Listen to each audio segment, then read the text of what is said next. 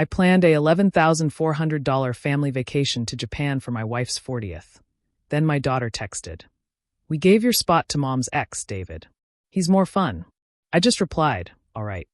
That night, I canceled everything, flights, hotel, the lot. When they came back, the locks were changed, the rent was tripled, and their cards declined. That was only the start. Can you imagine planning the perfect dream vacation for your family? A massive, expensive trip to Japan, only to get a text from your own daughter that rips your world apart? A text saying they'd replaced you with her mother's ex-boyfriend, because he's more fun. What the hell would you do next? I remember sitting there, staring at that confirmation email for our Japan trip. $11,400. That wasn't just money. It was nearly half a year's worth of overtime shifts, countless sacrificed weekends, meticulous budgeting.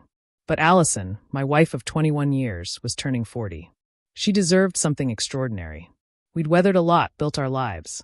I, Victor Reeves, had built my reputation as a structural engineer, while Allison had turned her photography hobby into a thriving studio. Our kids, Lily, 19, and Noah, 16, were growing up, sometimes a little too independently for my liking. "You booked it." Allison's voice broke through my thoughts. She stood in the doorway, coffee mug in hand, her copper hair in a messy bun. I nodded, a genuine smile spreading across my face. 2 weeks in Japan. Tokyo, Kyoto, Osaka, the works. Her voice held genuine surprise. Our relationship had been distant lately. Conversations often felt like logistics more than connection. This trip was my olive branch, my desperate attempt to rekindle something. Premium economy, 4-star hotels, even that Mount Fuji photography tour she'd always dreamed of. She put her mug down and kissed my cheek. It was the first spontaneous affection in months. "Thank you," she whispered. A fragile hope bloomed in my chest. But that very night, something shifted. Allison was glued to her phone, constantly texting, a secret smile playing on her lips. When I asked, she brushed it off as reunion plans with old friends before the trip. The next morning, while she was in the shower, my curiosity, or maybe my gut, got the better of me. I glanced at her phone. An unknown contact, David R. I opened it. The messages made my blood run cold.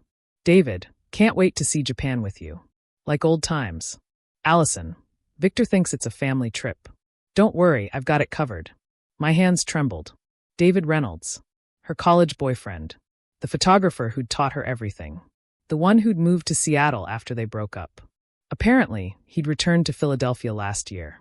A cold dread settled in my stomach. I wanted to confront her, scream. But the engineer in me, the part that dealt in logic and structure, told me to wait. Observe. Plan. Over dinner, Allison announced she'd be swamped preparing a gallery exhibition. Lily, usually so aloof, seemed unusually interested, offering to help at the studio. Noah, as always, was lost in his gaming world, oblivious. At work, my colleague Russell noticed my distraction. "Everything all right? Thought you'd be excited about Japan." "I am," I lied, burying myself in blueprints, trying to make sense of the new, unstable foundation of my life. As the trip drew closer, Allison and Lily's whispers became more frequent, stopping abruptly when I entered a room. Shopping trips yielded no packages. Then there was Allison's sudden, intense interest in refreshing her college Japanese, a language she'd never once mentioned in relation to our trip. My engineer's mind kicked in. I started documenting everything. Dates. Times. Little inconsistencies. Patterns emerged. Late nights at the studio, unexplained expenses, a growing emotional distance from me, yet enthusiastic talks about the trip with the kids. One evening, I followed her. Not to her studio, but to an upscale apartment complex downtown. Through the lobby windows, I watched her embrace him. David Reynolds. He'd aged well, still exuding that artistic vibe in his casual blazer and designer glasses. They disappeared into the elevator together. I drove home, my mind a storm of quiet fury. I pulled out our financial records. What I found next stunned me more than the affair itself. Allison had been systematically siphoning money from our joint accounts. Small amounts, designed not to trigger attention, but adding up to nearly $30,000 over the past year. This wasn't just emotional betrayal, it was calculated long-term theft. It was an extraction. A critical decision formed in my mind. No confrontation. Not yet. I would observe and plan, just like building a complex structure. I began quietly moving my personal assets to private accounts, meticulously documenting every financial discrepancy. I even consulted a divorce attorney, discreetly. The architect in me knew proper preparation was everything. 3 days before our scheduled departure, I heard Lily's voice from her bedroom on the phone. Mom says David's fine with the twin bed situation since they'll be sharing anyway. Dad's clueless. No, he thinks he's going too. It's Mom's birthday. She deserves to be with someone who makes her happy. My world collapsed. Not just my wife, but my own daughter complicit. The Japan trip, my gift, my sacrifice, was a cover for my wife's affair, with my daughter's help. That night, I sat alone in my home office, the family photo on my desk a cruel mockery. The calm, methodical engineer was gone. In his place was a man with cold, unyielding determination in his eyes. If they wanted to rewrite the rules of family loyalty, I would show them what it truly meant to burn bridges. The text arrived at 4:37 a.m. I was already up, preparing for an early site inspection. It was from Lily, brazen in its casual cruelty. We gave your spot to Mom's ex, David. He's more fun. Mom didn't know how to tell you. Sorry. I stared at the screen, a curious detachment washing over me. The Victor from weeks ago, the emotional man, would have raged. He would have pleaded, demanded explanations. But that man was gone. Instead, something crystallized within me, a cold, precise clarity. I typed 2 words. Got it. At the construction site, I worked with mechanical efficiency. By noon, I'd excused myself, citing a family emergency. My first stop? Our bank. I'd like to discuss some unusual activity on our joint accounts, I told the manager, presenting the meticulous documentation of Allison's withdrawals. Her professional concern quickly shifted to personal sympathy. Mr. Reeves, I'll help however I can. By the end of that day, my finances were secure. Joint accounts were frozen, pending fraud investigation. A forensic audit was initiated. Next, the credit cards. All canceled, except one with a dramatically reduced limit. I knew I'd need that for evidence later. That evening, Noah found me in the garage organizing tools. Dad, why aren't you packing? We leave tomorrow night. I looked at him carefully. Are you in on it too? Noah's confusion seemed genuine. In on what? Your mother and sister's plan to replace me on the trip with David Reynolds. The color drained from his face. What? No. Who's David Reynolds? My suspicions were confirmed. Noah had been kept in the dark. Your mother's ex-boyfriend. Apparently, he's taking my place on the trip I paid for. Noah's shock turned to anger. That's messed up. Does Mom know you know? Not yet. And you won't tell her. I leaned closer. But Noah, listen carefully. You have a choice to make. Go on this trip, knowing what they've done. Or stay behind with me. Either way, things are changing in this family. Noah's expression hardened. I'm not going anywhere with liars. For the first time that day, a flicker of warmth, small but real, spread through me. At least one family member had chosen loyalty. After Noah left, I called my attorney, Franklin Webb. I need everything expedited. And I want the locks changed while they're gone. Franklin sounded hesitant. Victor, changing locks before formal proceedings is legally questionable. I own the house outright, Franklin. It was never in joint names. Check the deed. There was a pause. You're right. Still, there are proper channels. Franklin, I cut him off, my voice ice cold. They're taking my wife's lover on a vacation I paid for. I'm past proper channels. That night, I waited until everyone was asleep. I accessed Allison's laptop. Her password, Lilianinoa 2003, had never changed.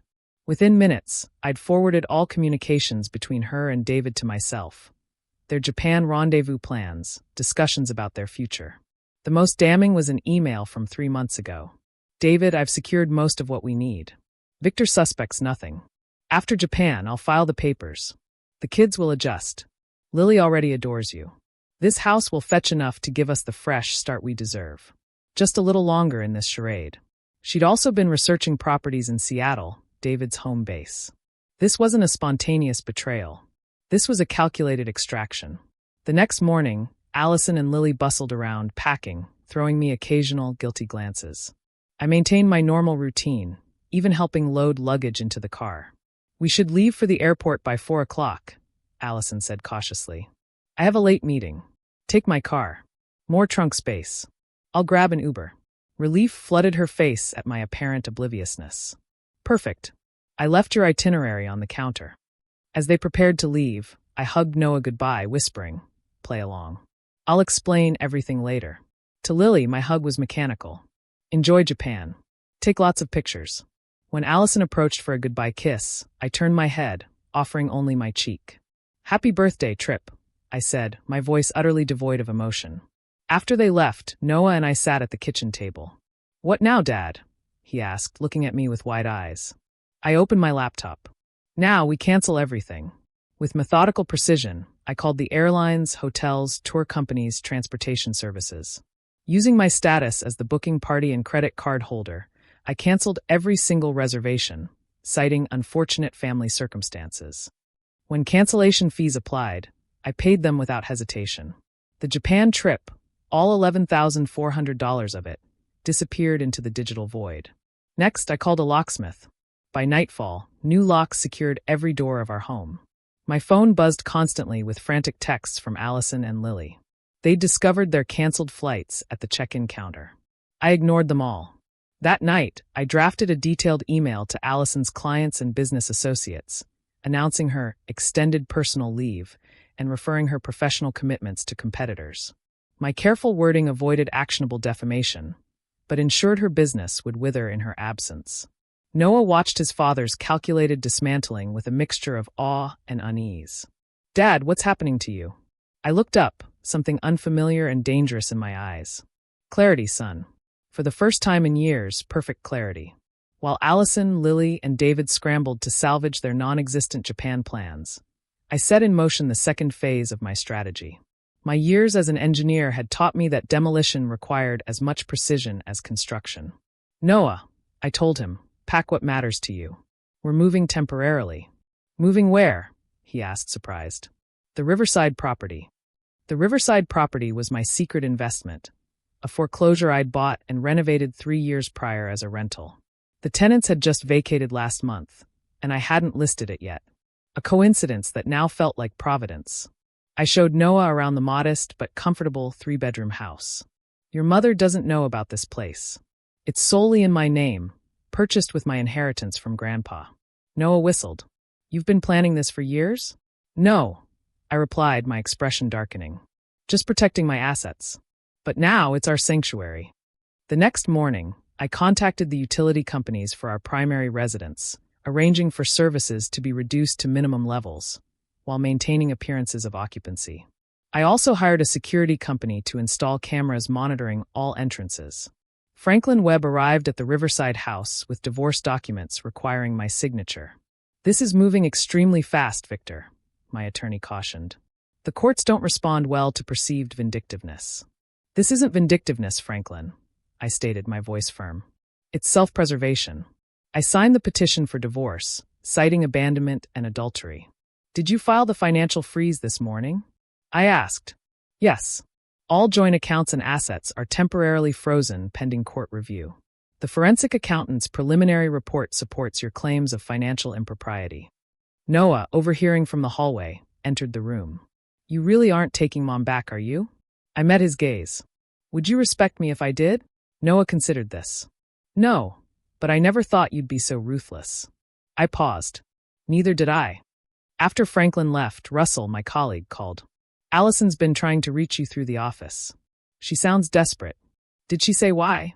Something about being stranded in Chicago with canceled connections. I cut to the chase. Look, whatever's happening, Russell, I need a favor. That Palmer project we've been discussing, I'd like to accelerate it. The Palmer project was a luxury condominium development. David Reynolds had recently been hired as the architectural photographer, a detail I'd found in Allison's emails. Accelerate? That's at least 6 months away. Russell exclaimed. Not anymore. I want a preliminary site evaluation next week. Victor, what's going on? Professional opportunity, Russell. Nothing more. Later, I checked the security footage from our home. A locksmith was attempting to drill the new locks, with Allison's mother supervising, looking distressed. I called the police, reporting a break-in. The responding officers, presented with my deed of exclusive ownership, escorted the locksmith and my mother-in-law off the property. Meanwhile, Noah had been unusually quiet. I found him staring at his phone. Lily's been texting me, he explained. They're staying at a hotel in Chicago.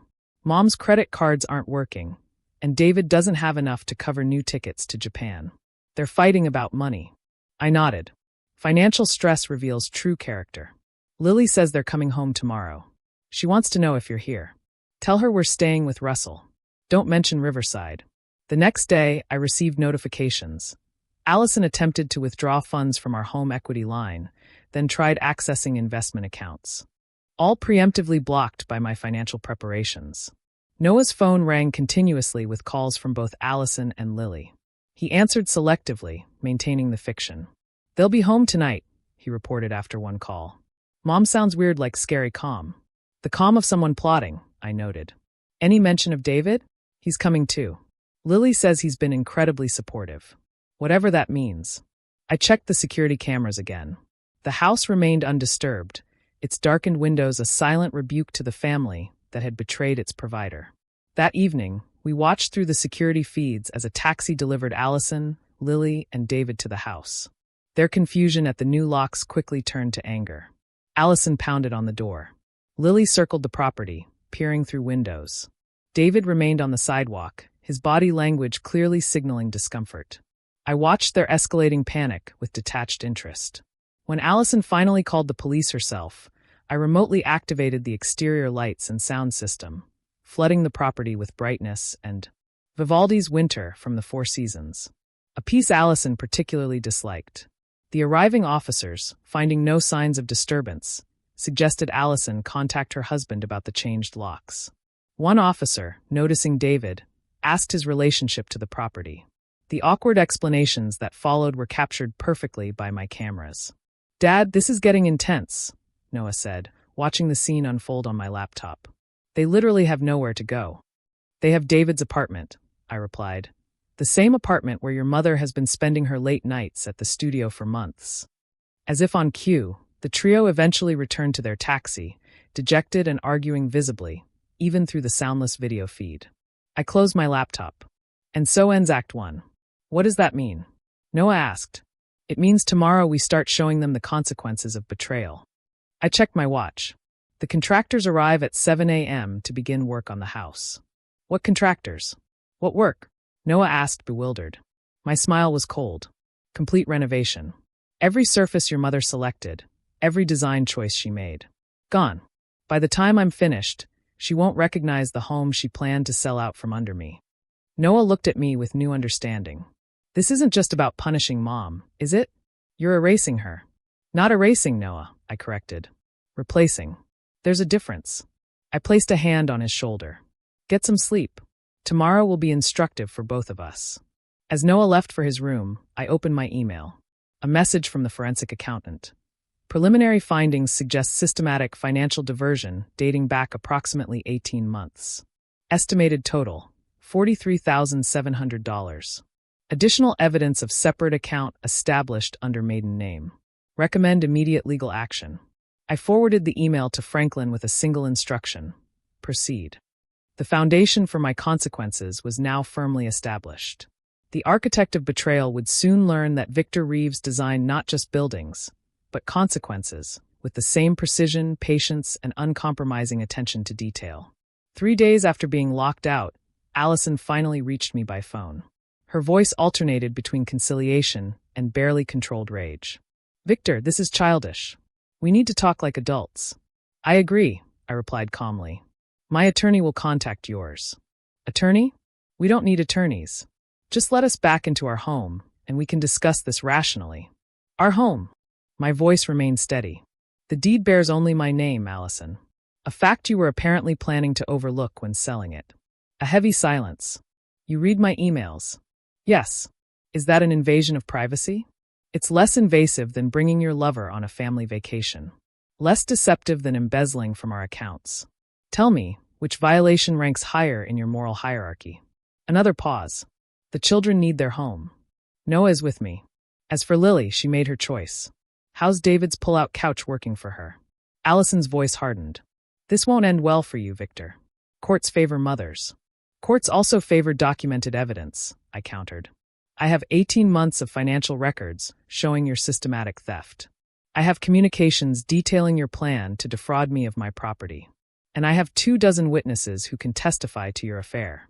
"Witnesses? What witnesses?" she scoffed. The dinner reservations you made under David's name. The hotel check-ins. The gallery events where you arrived separately but left together. People notice patterns, Allison.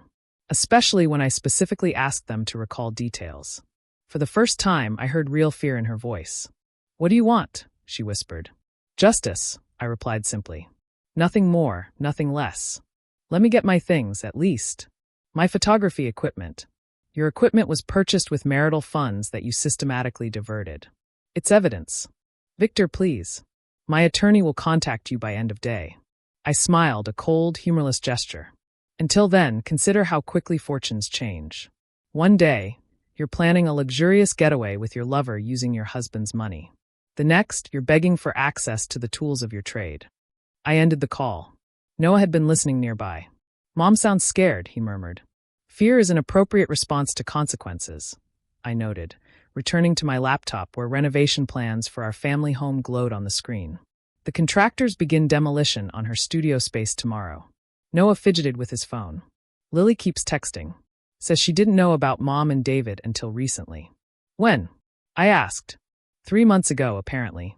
And yet she helped orchestrate my replacement on the trip rather than telling me the truth. She says she was trying to protect Mom's happiness at my expense. Interesting moral calculus for a 19-year-old. I closed my laptop. "How are you doing with all this?" Noah shrugged, a mixture of confusion and anger on his face. "Part of me thinks this is too extreme, but then..." He looked up, meeting my gaze. "But then I remember what they did, and I get it." I placed a hand on his shoulder. "There's a difference between revenge and justice, Noah. Revenge is emotional. Justice is proportional." My expression remained unreadable. "We'll see." The following day, Franklin Webb arrived with court documents. The judge granted the emergency order, freezing all marital assets. "Good. Allison's attorney has requested an emergency hearing." "When?" "Tomorrow at 2 p.m. You'll need to appear." I nodded.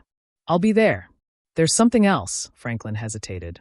"David Reynolds has filed a harassment claim. Says you interfered with his professional contract at Palmer Development." This was unexpected, yet not entirely surprising. I merely accelerated the timeline for a project where David was contracted. "An interesting interpretation," Franklin mused. "The project was moved forward on legitimate business grounds, perhaps, but combined with the other actions you've taken, it creates a pattern that could be problematic." "I understand. Anything else?" "Yes. Allison's studio landlord called. Your renovation crew changed the locks and denied her access to retrieve client materials. The studio lease is in my name. Payments made from our joint account. Her client materials are on equipment purchased with marital funds she diverted. It's all documented." Franklin sighed. "Victor, the courts appreciate clean hands. These actions, while perhaps technically justified, might create sympathy for Allison." "I'm not concerned with sympathy, Franklin. Only accountability." After Franklin left, I drove to the family home to inspect the renovation progress. The living room walls had been stripped to the studs. The imported Italian marble fireplace Allison had insisted on? Now a pile of rubble. The kitchen's custom cabinetry lay dismantled on the floor. The foreman approached. "We're on schedule for the studio tomorrow. Complete gutting, like you specified." "Good. Make sure nothing leaves the premises. Everything must be inventoried." As I was leaving, a black SUV pulled up. David Reynolds emerged, looking considerably less composed than he had weeks earlier. "Reeves, we need to talk." I regarded him with clinical detachment. "I have nothing to say to you. This has gone far enough. You've made your point. Have I?" Interesting assessment from the man sleeping with my wife in an apartment I'm still indirectly paying for. David flushed. "Look, I understand you're hurt." "Hurt?" My laugh was devoid of humor. "You misunderstand me fundamentally. I'm not hurt. I'm simply responding proportionally to actions taken against me. By destroying Allison's business? By leaving your own daughter homeless? My daughter chose sides in a conflict she helped create. As for Allison's business, she was planning to abandon it anyway. Your Seattle plans required it." David paled. "How did you?" "I know everything, Reynolds. Every email, every text, every whispered plan. I know about the property searches, the school district research for Lily, the job inquiries you made on Allison's behalf. I know you've been calculating home equity and liquid assets. That's private information. So was my marriage." I stepped closer. Here's what happens next. You will cease all communication with my attorneys. You will withdraw your harassment claim. And you will encourage Allison to accept the settlement terms my lawyers provide. Or what? I gestured toward the house under renovation. This is merely the beginning. I have resources you've clearly miscalculated, patience you've underestimated, and a resolve you cannot comprehend. David's expression wavered between anger and uncertainty. You can't intimidate me. I'm not trying to intimidate you. I'm educating you. I checked my watch. Now you're trespassing on my property. The security cameras have recorded this entire conversation. I suggest you leave before I contact the authorities. After David departed, I received a text from Noah. Lily called crying. Says David and Mom are fighting about money. She wants to come stay with us. My reply was immediate. Only if she's prepared for complete honesty. That evening, Lily arrived at the Riverside house, her usual defiance visibly diminished. Dad, not now. I interrupted before she could speak. There are conditions to your staying here. First, complete honesty. Second, acknowledgement of your role in this situation. Third, acceptance that your actions have consequences. Lily's tears flowed freely. I thought I was helping Mom. By betraying me. Interesting moral calculus. I didn't know about the money stuff. I just knew she and David reconnected and were happy together. My expression remained impassive. And my happiness was irrelevant. Lily looked away. I thought you two were basically done anyway. You were always working, hardly talked. So, you appointed yourself judge of our marriage and executioner of my trip. I'm sorry, okay? I'm sorry. Everything's falling apart now. Mom's a mess.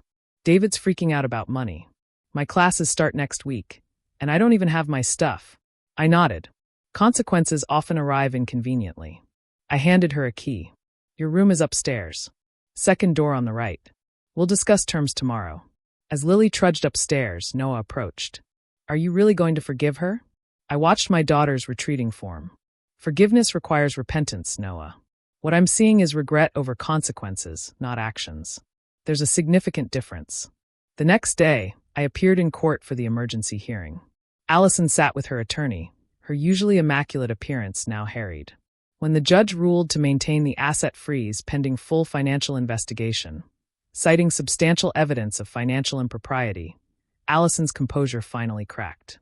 He's destroying everything I've built, she shouted. My business. My home. Miss Caldwell, the judge interrupted, using Allison's maiden name as legally specified in the filings. The evidence suggests you were planning similar destruction of the marital assets.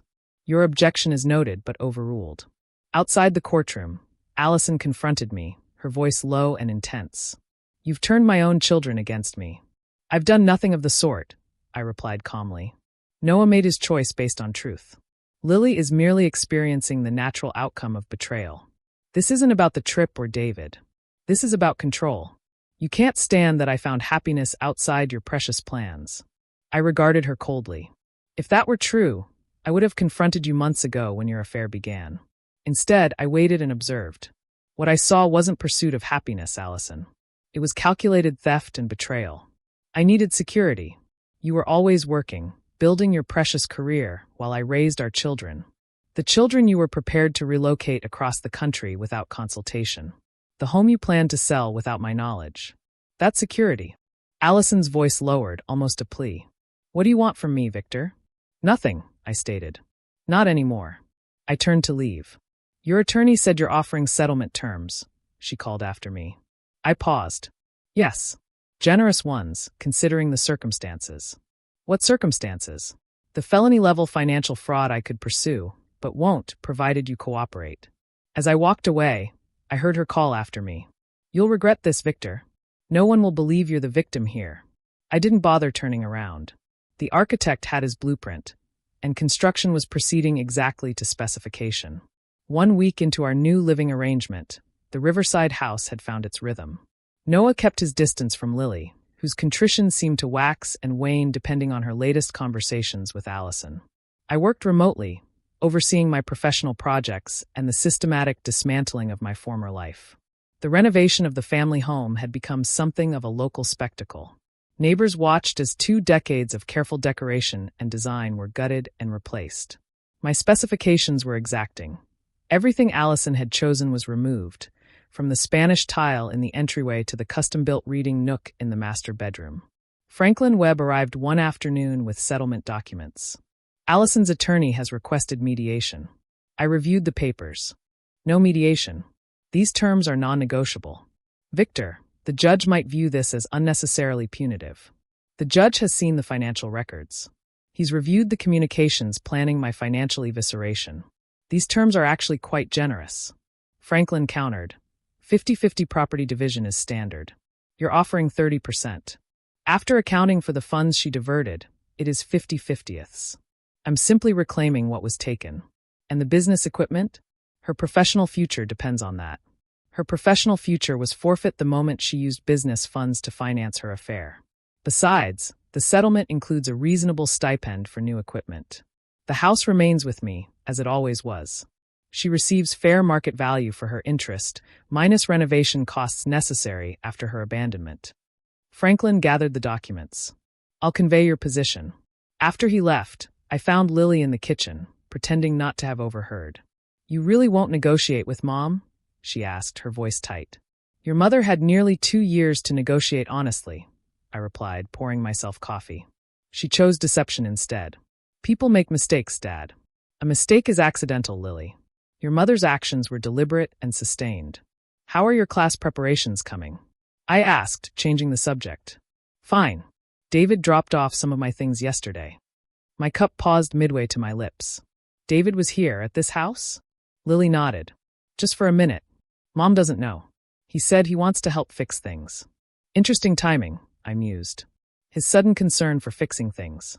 What does that mean? Lily looked confused. It means David Reynolds's professional reputation is suffering. 3 major contracts canceled this week. Curious coincidence. Lily's eyes widened. You're sabotaging his work. I've done nothing of the sort. I simply shared factual information with relevant parties about his ethics and reliability. I finished. That's justice, or perhaps karma.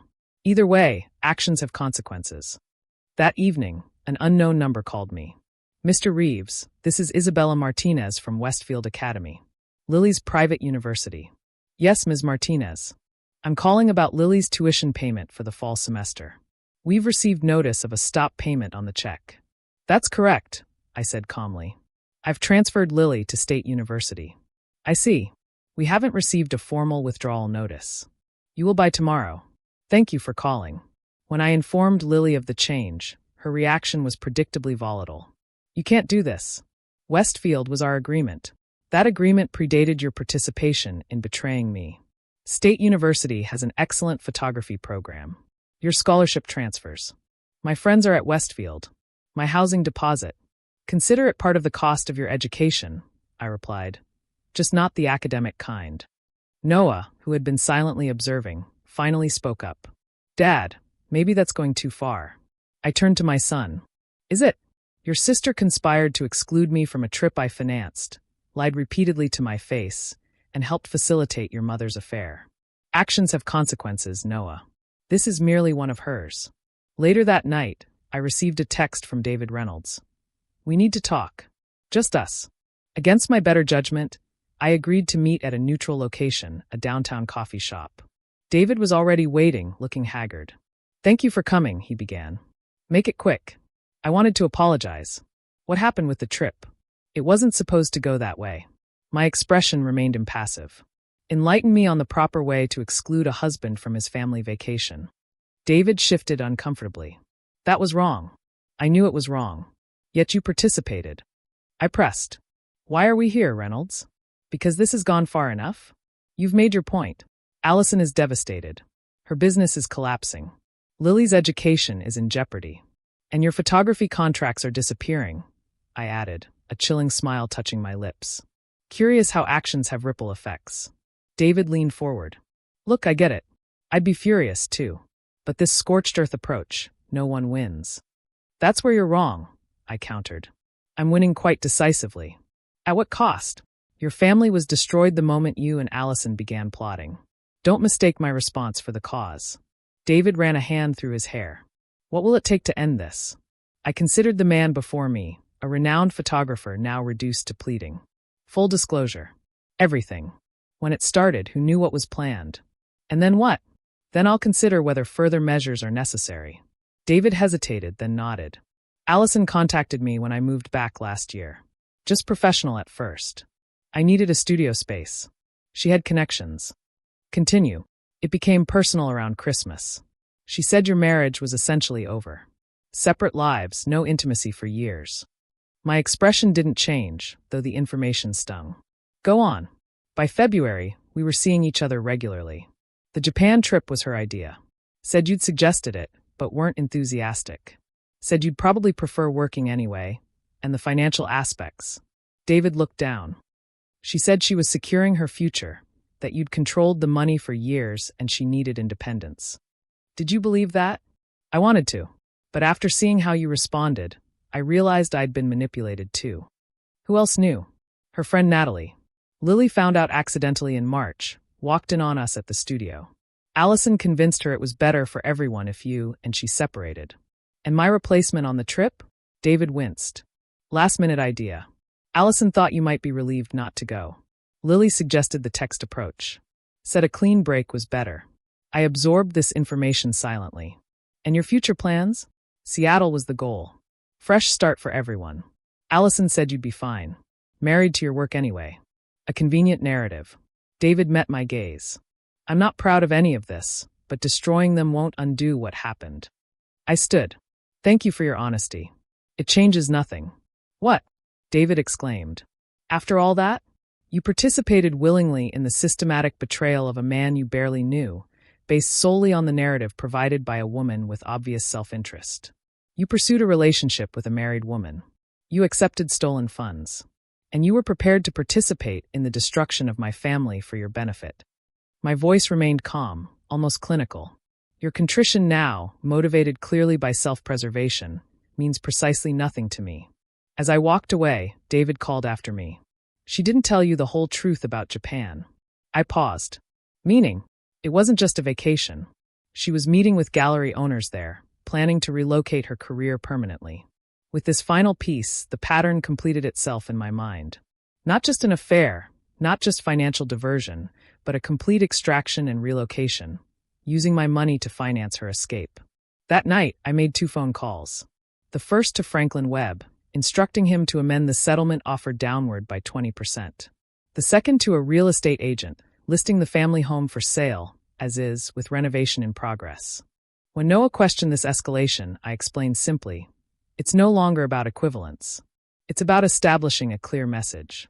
Betrayal carries unsustainable costs. Lily, overhearing this, confronted me. You're enjoying this. Their suffering makes you happy. I regarded my daughter calmly. I take no pleasure in necessity, Lily. But I won't apologize for enforcing consequences. We're still your family, aren't we? She pleaded. Family implies loyalty, honesty, mutual support. You've demonstrated none of these. People make mistakes. Yes, they do, I agreed.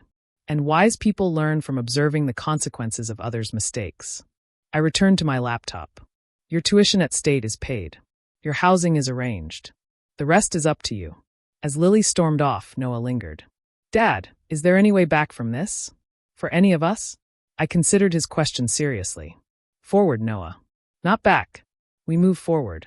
That night, Allison called, her voice brittle with barely controlled emotion. You listed our house while it's being gutted. My house. And how am I supposed to start over with nothing? The same way I was expected to after you and David completed your plan. The difference is, you'll have 30% of our assets. I was to be left with considerably less. Victor, please. We can work this out. We are working it out, Allison. Through legal channels, as civilized people do. This isn't civilized. It's vindictive. Perhaps. But it's proportional. Sleep well, Allison. As I ended the call, I realized something had shifted within me. The cold anger that had driven me these past weeks was crystallizing into something more permanent.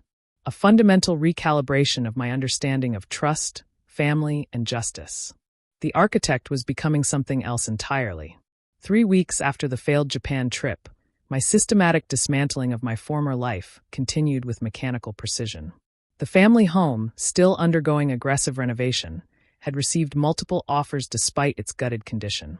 Allison's studio space had been completely cleared, its contents cataloged and stored as evidence of marital asset diversion. David Reynolds's professional reputation had plummeted. He was now shooting passport photos at a chain store.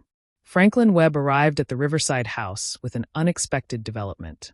Allison's filed a countersuit, claims emotional abuse and financial coercion throughout the marriage. I accepted the documents without visible reaction. Interesting strategy. A desperate move, but potentially damaging. She submitted an affidavit from her therapist, suggesting long-term psychological control. When did she begin seeing this therapist? Franklin checked his notes. Approximately 14 months ago, coinciding with the beginning of her financial diversion, establishing groundwork for her narrative.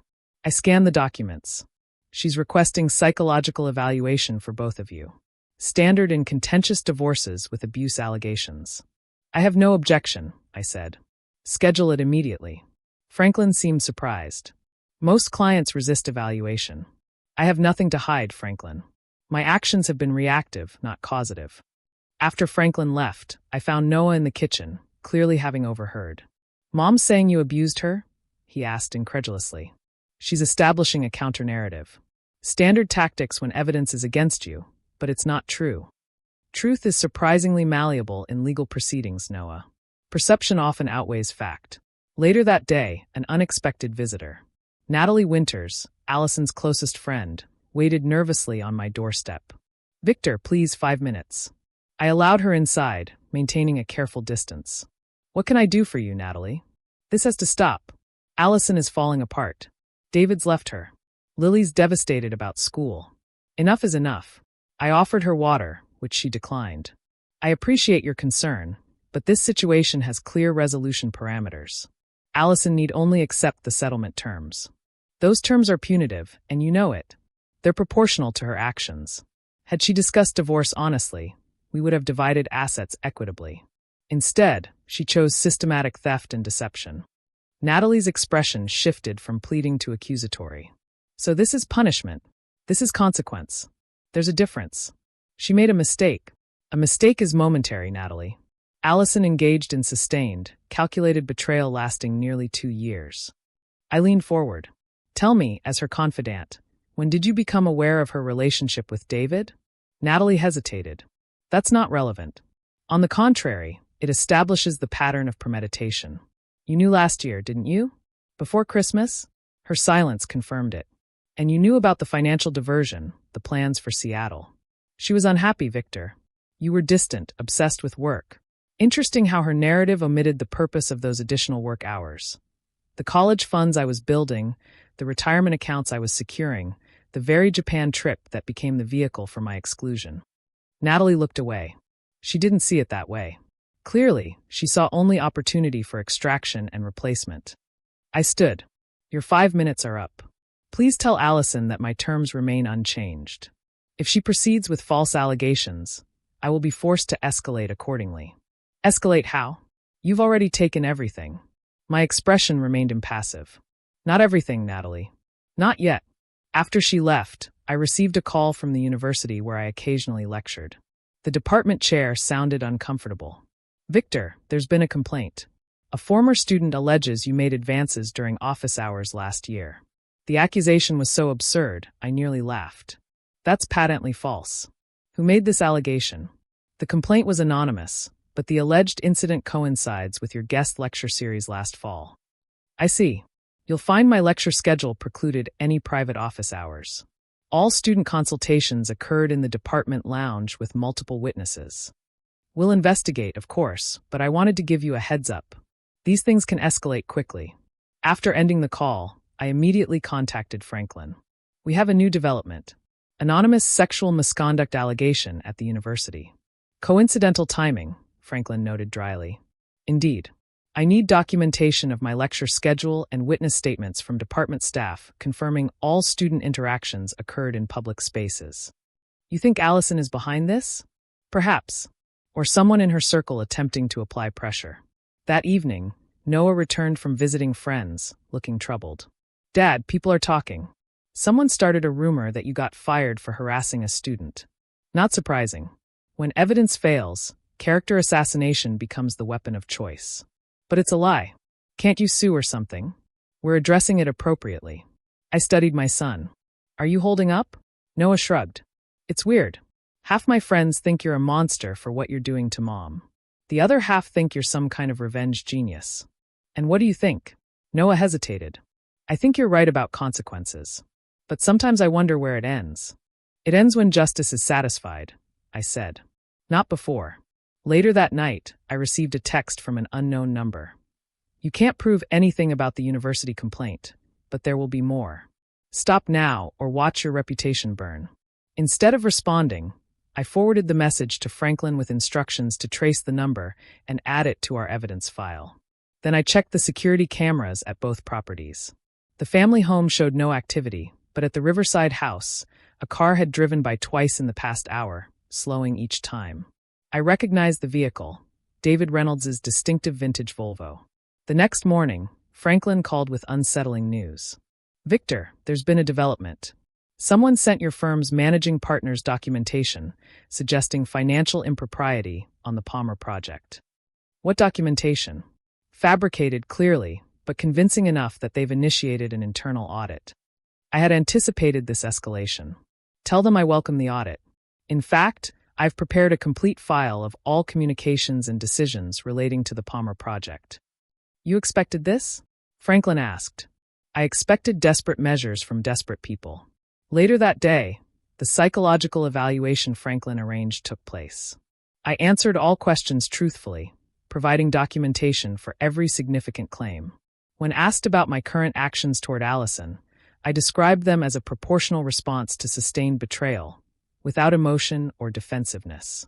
The evaluator seemed particularly interested in my methodical approach. Most people in your situation express anger, Mr. Reeves. You seem remarkably detached. Anger clouds judgment. I prefer clarity. Some might see this level of calculated response as concerning. Some might, I agreed. Others might recognize it as appropriate boundary enforcement.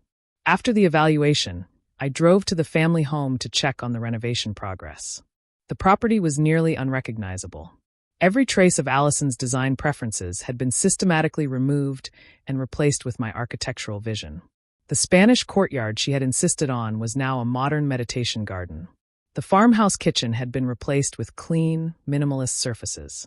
As I inspected the master bathroom renovation, my phone rang. It was Lily, sounding panicked. Dad, have you seen the news? What news? It's all over social media. Someone leaked photos of you leaving a hotel with a woman last year. They're saying you were having an affair. I remained calm. What hotel, Lily? The Westbrook downtown. February last year. I immediately recalled the date. That was the architectural conference. The woman was Elena Gonzalez, project manager from our Denver office. We had a breakfast meeting with clients. That's not how they're framing it. Mom's friends are sharing it everywhere. Truth withstands scrutiny, Lily. False narratives collapse under investigation. After ending the call, I contacted my firm's legal department, explaining the situation and requesting security footage from the hotel lobby, showing the entire project team entering for our documented meeting. That evening, I received another unexpected visitor. David Reynolds stood on my doorstep, looking significantly worse than at our coffee shop encounter. You've won, Reeves. Happy now? I regarded him dispassionately. This isn't a competition, Reynolds. Tell that to Allison. She's having panic attacks. Can't sleep. Her medication isn't working. Perhaps she should discuss that with her therapist, the one she's been seeing conveniently since beginning her affair. David's shoulders slumped. I left her. Okay, it's over between us. I'm moving back to Seattle alone. Will that satisfy you? My satisfaction isn't dependent on your relationship status. Then what do you want? Justice. Accountability. Recognition of transgression. David's frustration boiled over. She's suffering. Isn't that enough? Suffering without understanding is merely pain, Reynolds. It teaches nothing. As David turned to leave, he delivered a parting shot. You know why she looked elsewhere? Because living with you is like living with a machine. All logic, no heart. Congratulations on proving her right. The words should have stung, but I found myself analyzing them with the same curiosity I applied to structural failures in my professional work. Was there truth there? Perhaps. But even machines, when pushed beyond tolerances, experience catastrophic failure. What Allison and her allies failed to understand was that my methodical response wasn't an absence of emotion. It was emotion channeled through discipline. Not coldness, but control. That night, I received a call from Franklin Webb. The psychological evaluations are complete. Results mixed. The evaluator noted your concerning level of calculated response, but found no evidence of historical abuse or control, as Allison alleged. Her evaluation showed significant anxiety and emotional distress, but also patterns of manipulation and selective disclosure. Net impact on proceedings, neutral. Her allegations won't stand, but your approach isn't winning sympathy either. I'm not seeking sympathy, Franklin. Only resolution.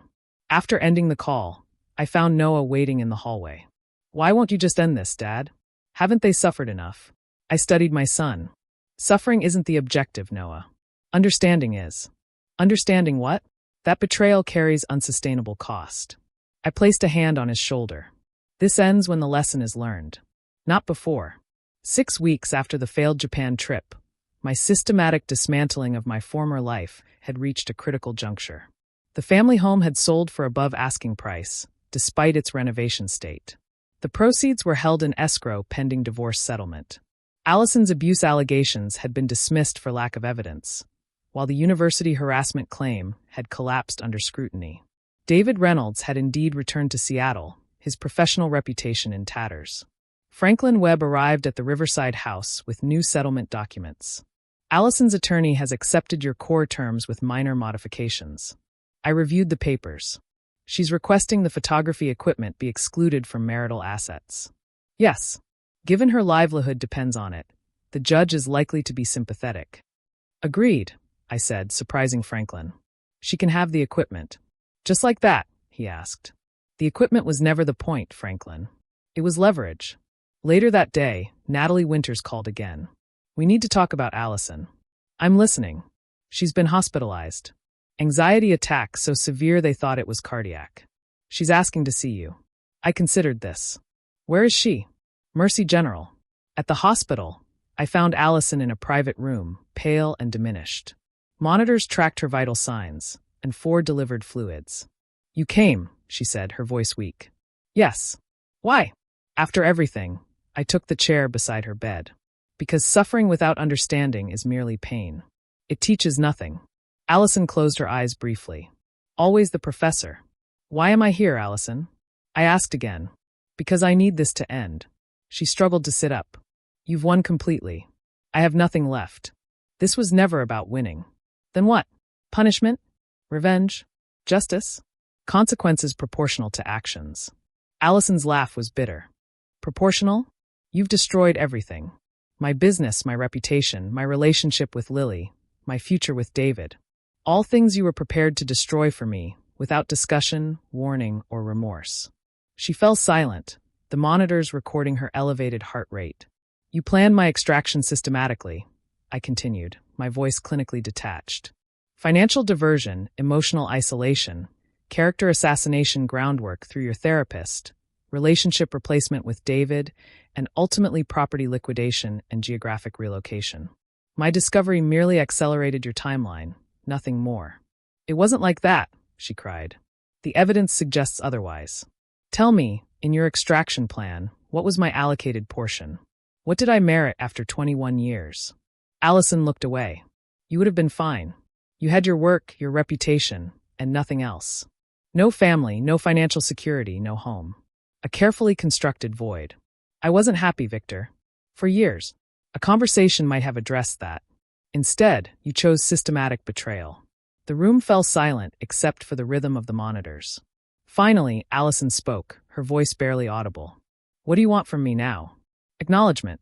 Not just of your actions, but their intended and unintended consequences. Tears slipped down her cheeks. I wanted out. I wanted a new life. I didn't think about what would happen to you. No, you didn't. And this, all of this, is my punishment for that blindness. Not punishment. Education. I stood. I'll sign the modified settlement agreement. The photography equipment is yours. The remaining terms stand. As I turned to leave, Allison called after me. There's no coming back from this, is there? For any of us?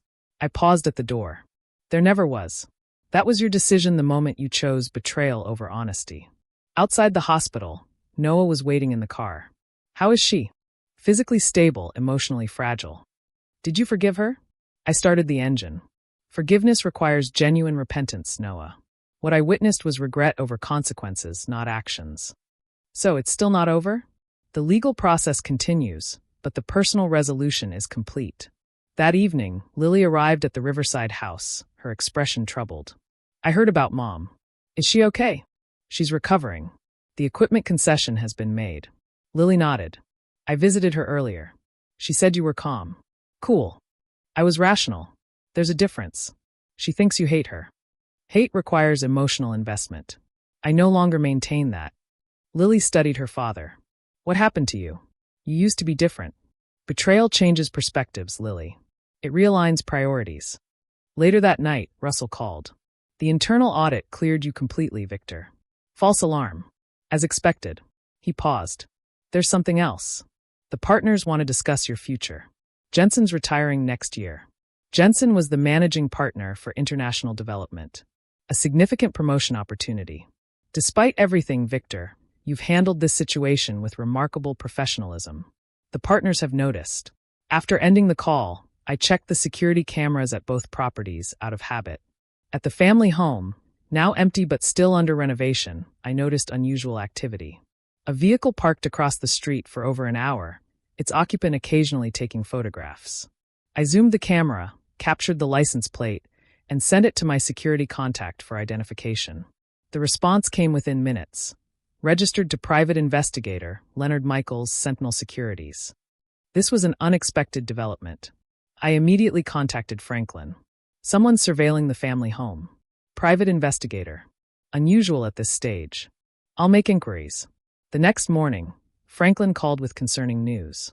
The investigator works for David Reynolds, not Allison. He's supposedly in Seattle. Apparently not. My sources indicate he returned 3 days ago and has been meeting with Allison. I considered this information carefully. Their reconciliation is irrelevant to proceedings unless they're building a new case. The surveillance suggests evidence gathering. For what purpose? All substantive matters are documented. I don't know yet, but I recommend caution. That afternoon, I received an unexpected text from Allison. We need to talk one last time. The park by Riverside at 5 o'clock. The request seemed innocuous, yet the timing, following the discovery of surveillance, triggered my analytical instincts. I agreed to the meeting, but took precautions, activated the recording function on my phone, and notified Franklin of my whereabouts. At the park, Allison was already waiting, sitting on a bench, looking considerably recovered from her hospital appearance. She wore a recording device, clearly visible on her collar. An unusual choice, unless intentionally signaling its presence. Thank you for coming, she began. I remained standing. What did you want to discuss? I've been thinking about everything you said at the hospital, about acknowledgement. And you're right. I was planning your extraction, as you call it. I was systematic. Deliberate. I noted her unusual candor. Go on. The affair with David began earlier than you know. 14 months ago, not 10. The financial diversion started then, too. I'm aware. The forensic accounting was quite thorough. Allison seemed momentarily disconcerted. You knew about all of it? Yes. Including your property searches in Seattle dating back to last January. She recovered quickly. Then you also know about the offshore account? The one in the Caymans. My expression didn't change, though this was new information, of course. And you're not angry about that money? Nearly $100,000. I understood this was an attempt to provoke an incriminating response for her recording. Anger is unproductive, Allison. If such an account exists, it's already included in the documentation submitted to the court. Her frustration was briefly visible. You really are a machine, aren't you? Nothing touches you. Is there anything else you wanted to discuss? Allison stood, abandoning pretense. David and I are contesting the settlement. We have evidence of your harassment campaign against him, the canceled contracts, the professional sabotage. Interesting theory. Difficult to prove, given I've had no direct contact with his clients. We know what you did, Victor. And we're going to make sure everyone else does too. I regarded her calmly. Is that why you're recording this conversation? Hoping for an admission. Allison didn't bother denying it. You've destroyed our lives systematically. Now we're fighting back. Your lives were dismantled by your own actions, Allison. My response was merely proportional. Proportional? You call financial ruin proportional to planned financial ruin. Yes. The difference is transparency versus deception. As Allison turned to leave, she delivered a final threat. This isn't over, Victor. Not by a long shot. On that point, we agree. Resolution requires acknowledgement, not merely consequence. I watched her departure with clinical detachment, then called Franklin immediately. We have a situation. Reynolds is back, and they're planning counteraction. What kind? Legal challenge to the settlement, plus potential defamation. They're gathering evidence. On what grounds? Harassment, professional sabotage. And there's mention of an offshore account I wasn't aware of. Franklin sighed. I'll investigate immediately. If such an account exists, it strengthens our case for financial impropriety. That evening, I briefed Noah and Lily on the development. Your mother and David are attempting to build a harassment case. Noah seemed concerned. Can they do that? They can try. Evidence will determine success. Lily looked troubled. Why can't this just end? Everyone's suffered enough. Because some lessons require complete understanding, not merely pain. Later that night, I received an anonymous email containing photographs. David and Allison entering the private investigator's office, meeting with what appeared to be new legal counsel, and most significantly, David withdrawing cash from an ATM using a card with foreign bank identifiers. I forwarded the images to Franklin with a simple instruction. Follow the money. The architect's blueprint was entering its final phase, the intersection where justice and consequence met truth. 7 weeks after the failed Japan trip, my methodical response to betrayal had transformed from reactive measures to a strategic counteroffensive. Franklin Webb's investigation confirmed the existence of an offshore account in Allison's maiden name, established 13 months earlier, with initial funding traced to diverted marital assets. The account contains approximately $97,000, Franklin reported. Primarily transfers from your joint business account disguised as vendor payments. I nodded. Additional evidence of premeditated financial diversion. How does this impact proceedings? Significantly. Undisclosed foreign assets constitute fraud upon the court. We've filed emergency motions freezing the account and requesting sanctions. And Reynolds' involvement? He's a signatory on the account, added 3 months ago. This connects him directly to the financial impropriety. I considered this. Their harassment countersuit becomes less credible with evidence of their own misconduct. Substantially. The judge has scheduled an emergency hearing for tomorrow. After Franklin left, I found Noah and Lily in the kitchen. Their conversation ceased abruptly at my appearance. You can continue, I said. Transparency builds trust. Noah exchanged glances with Lily. We were talking about Mom's offshore account. Is she going to jail or something? Criminal proceedings are unlikely unless the IRS gets involved. Civil penalties are more probable. Lily looked distressed. This just keeps getting worse. Actions have cascading consequences, Lily. A principle worth remembering. That evening, I received a call from a Seattle area code. I answered to find David Reynolds on the line, his voice tense. You found the account? Yes. How? Your reconciliation with Allison triggered increased scrutiny. Professional investigators are quite thorough. David's exhale was audible. What happens now? The legal system addresses fraud appropriately. It was Allison's idea. The account, the transfers. I only became involved recently. I noted his attempted distance. Yet, you accepted the benefits and participated in the concealment. I'm calling to make a deal. I don't make deals, Reynolds. I pursue resolution. I have information you want about Allison's long-term plans. Things you haven't discovered yet. I considered this. What do you propose? I provide complete disclosure. In exchange, you drop me from any financial claims related to the offshore funds. You're offering to betray Allison to save yourself. I'm offering the truth.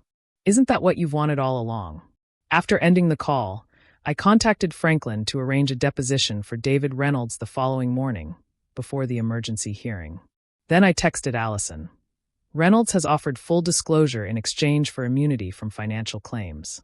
Interesting development. Her response was immediate. He's lying. Don't believe anything he says. I didn't reply. The architect recognized a load-bearing failure when he saw one. The next morning, I observed David's deposition from an adjacent room. The photographer appeared nervous but determined as he described the evolution of his relationship with Allison. She approached me last January when I moved back from Seattle. Said her marriage was effectively over, just waiting for the right time to formalize it. When did financial discussions begin? Franklin asked. Almost immediately. She said Victor controlled everything, that she needed to secure her future before leaving. Did you question the ethics of these financial transfers? David hesitated. I rationalized it as her claiming what she deserved. She said Victor had systematically undervalued her contributions to their success. When did the offshore account enter the picture? March. She established it through a contact of hers, a financial advisor who specializes in high-net-worth divorces. And your involvement with this account? Initially none. I became a signatory in February, when we began concrete planning for after the divorce. Planning what specifically? David glanced toward the observation window, knowing I was behind it. Relocation to Seattle, business establishment there, and... He paused. Please continue, Mr. Reynolds. Property acquisition. Allison had identified a waterfront home. A down payment was scheduled for July, using funds from the offshore account, plus anticipated proceeds from selling their Philadelphia home. Was Victor aware of these plans? No. The timeline had me moving first, establishing our base. Allison would file for divorce after securing maximum assets, then join me with Lily. Noah was expected to remain with Victor for college. And the Japan trip? How did that factor in? David looked down. Dual purpose. Allison would meet with Japanese gallery contacts while establishing our absence patterns to justify the divorce filing. My inclusion was last minute. Allison's birthday celebration was the cover story. Whose idea was it to exclude Victor via text message? Lily suggested it.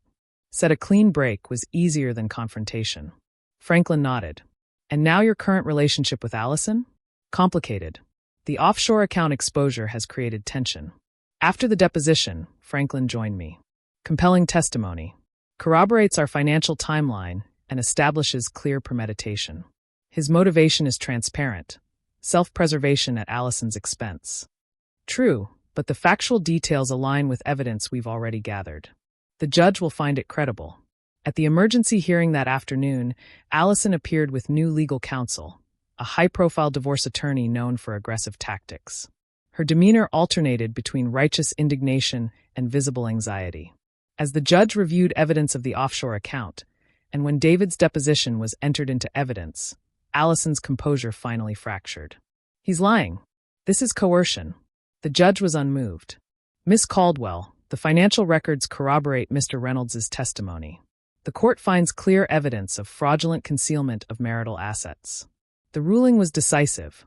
Immediate freezing of the offshore account, financial sanctions against Allison, and referral to the IRS for potential tax violations. Most significantly, the previous settlement terms were vacated in light of the fraud upon the court. Outside the courtroom, Allison confronted me, her voice low and intense. You turned David against me. David turned himself, I replied. Self-preservation is a powerful motivator. This isn't justice, Victor. It's destruction. The distinction matters less than you imagine. That evening, I received notification that Allison had been suspended from her professional association, pending an ethics investigation, a standard response to financial impropriety allegations. Simultaneously, her remaining photography clients began canceling contracts, their confidence shaken by the public legal proceedings. Noah found me in my study, reviewing documentation. Dad, is it true Mom might face criminal charges? Possible, but not certain. Tax authorities treat offshore accounts seriously. And David, he just walks away? His testimony expedited resolution. A practical compromise. Noah studied my face. You don't seem happy, even with total victory. I considered his observation. Resolution isn't about happiness, Noah. It's about restoration of balance. What happens to Mom now? She begins again, with clarity about consequences. Later that night, Lily texted. Mom's completely broken. Was this always your plan? My response was measured. My plan was a proportional response to systematic betrayal. The severity of consequences reflects the depth of deception. The next morning, Franklin arrived with the final settlement documents, reflecting the court's revised ruling. Allison receives 15% of marital assets, minus legal fees and sanctions. The offshore account remains frozen pending IRS investigation. I reviewed the papers and the professional consequences. Her business is effectively finished in Philadelphia. The professional association suspension makes her uninsurable for commercial work. Reynolds returned to Seattle yesterday. No direct financial penalties, but his professional reputation is severely compromised. 3 major agencies have removed him from their approved photographer lists. I signed the documents without comment. The architect's blueprint had manifested exactly as designed. Systematic betrayal met with systematic consequence. That afternoon, I received an unexpected visitor. Allison stood on my doorstep, her appearance markedly different from the confident woman of weeks earlier. Her posture conveyed defeat, her eyes hollow with exhaustion. "May I come in?" I hesitated, then stepped aside. In the living room, Allison remained standing, refusing my offer of a seat. "I need to understand," she began. "Was this always the plan from the moment you got Lily's text?" There was no predetermined plan. Only a methodical response appropriate to discovery. But the precision of it, the calculated dismantling of everything I built, mirrored your calculated dismantling of everything we built. Allison shook her head. "Not the same. I was unhappy, seeking escape. You were vengeful, seeking destruction. An interesting distinction without difference. Both approached systematically. Both executed without concern for the target. I never intended to destroy you completely. Merely extract maximum value while leaving minimum viability. A parasitic rather than predatory approach." Allison flinched. David's testimony confirmed what documentation already established. Your plans were comprehensive and long-term. And now, with everything in ruins, does that satisfy you? I studied her. This woman I'd shared 21 years with was now essentially a stranger. Satisfaction isn't the objective. Understanding is. Understanding what? That you're capable of methodical destruction. That betrayal triggers annihilation. That actions have proportional consequences. That betrayal carries unsustainable cost. Allison moved toward the door. You've become something I don't recognize, Victor. As have you, Allison. The difference is, I see it clearly. After she left, Noah was waiting in the hallway, having overheard. Is it really over now? He asked. I nodded.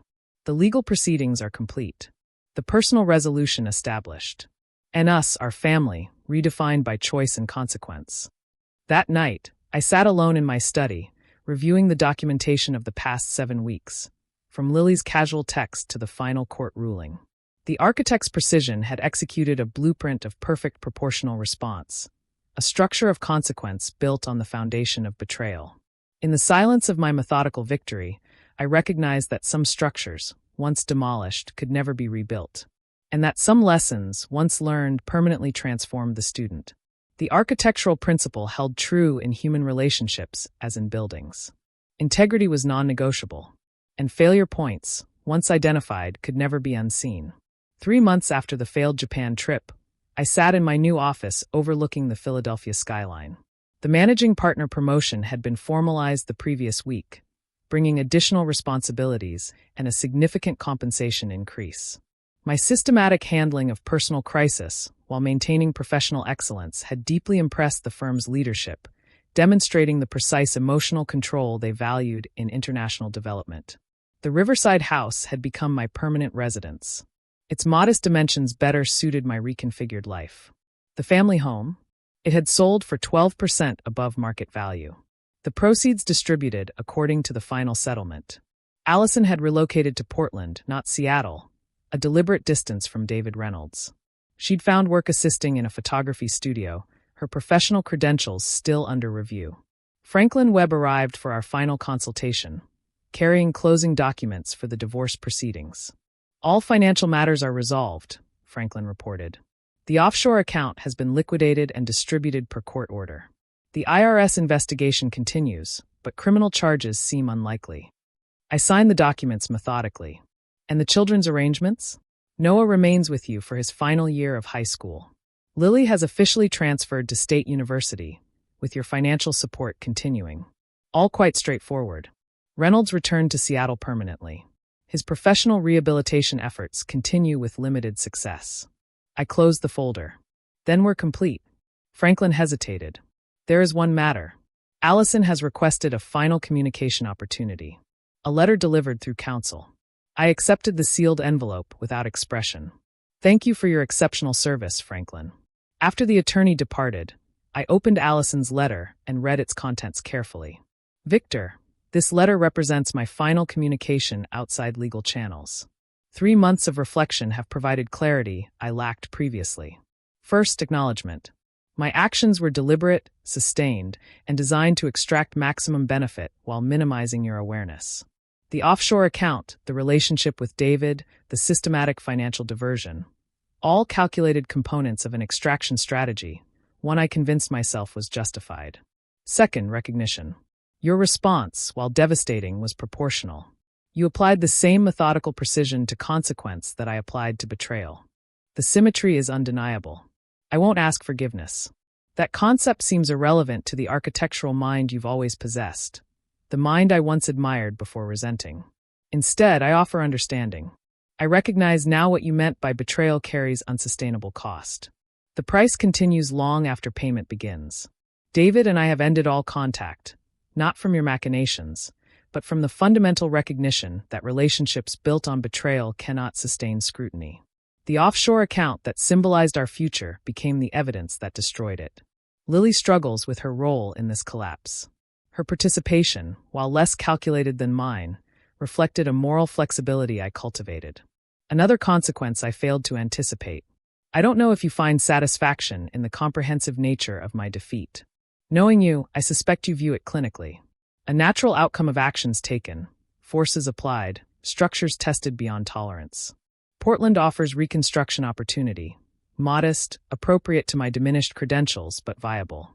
I begin again, with a clear understanding of the architectural principles you always embodied. Integrity is non-negotiable, and failure points, once identified, can never be unseen. Allison, I placed the letter in my file with the other documentation of our dissolution. The architect recognized the structural integrity of her insights, the foundation of understanding now properly established. That evening, Noah found me in my home office, reviewing plans for my first international project as managing partner. Dad, can we talk about college? I set aside the plans. Of course. I've been thinking about architectural engineering instead of pure engineering. After watching you these past months, an unexpected influence. Noah shrugged. I saw something I didn't understand before. How you build and unbuild things. How you see structures others don't. An architectural mind has advantages and limitations. Yeah, I noticed both. Noah hesitated. Lily called earlier. She's struggling at state. Says she misses Westfield. Natural adjustment difficulties.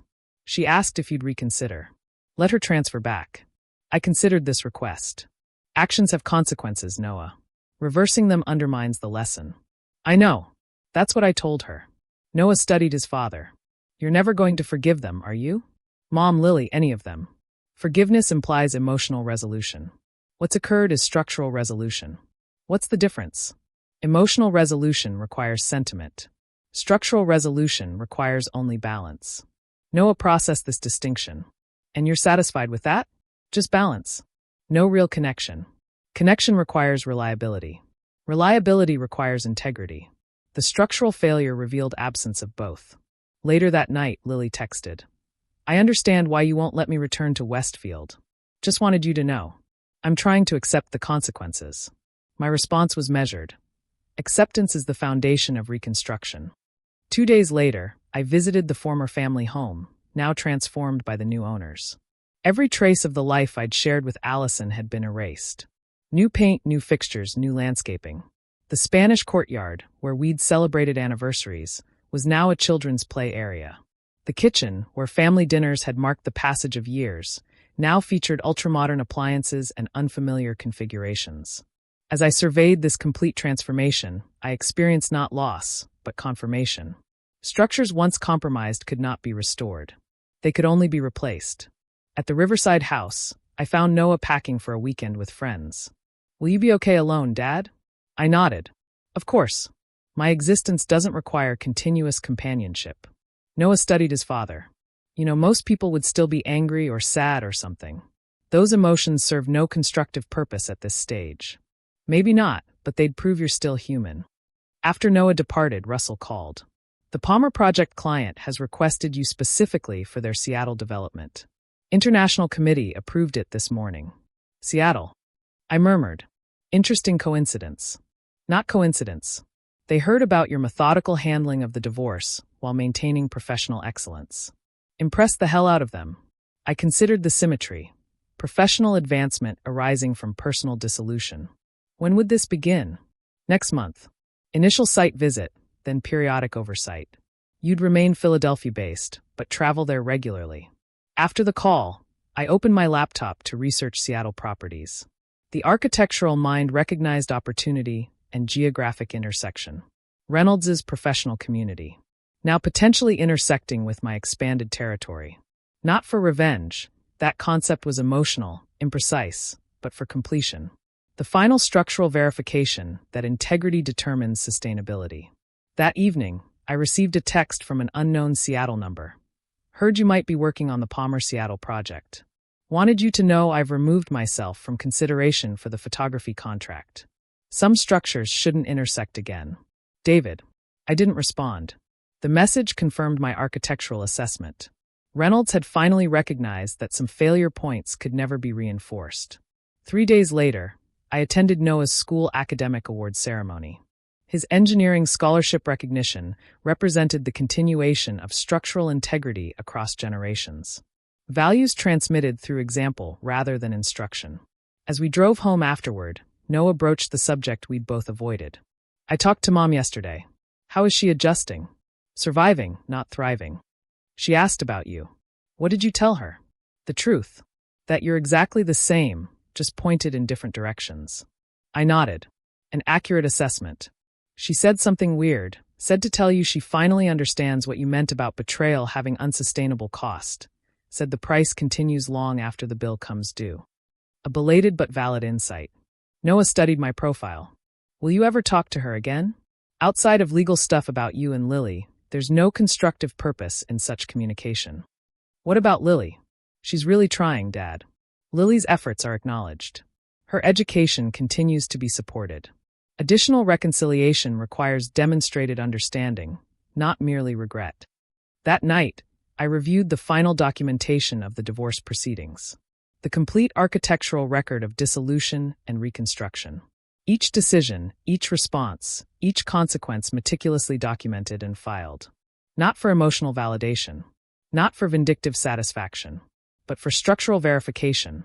That integrity, once compromised, could never be restored, only replaced with new foundations built on uncompromising principles. The architect had designed not just buildings, but consequences with the same precision, patience, and uncompromising attention to detail that defined his professional excellence. And in that precision, Victor Reeves had established an irrefutable principle. Betrayal carried unsustainable cost. A structural law as immutable as gravity, as definitive as load-bearing failure, and as permanent as architectural collapse. The blueprint was complete. The structure stood. And the architect moved forward, his foundations uncompromised. What do you think of Victor's approach? Did he go too far, or was his proportional response justified? Have you ever had to rebuild your life after a profound betrayal? I'm genuinely curious to hear your thoughts in the comments below.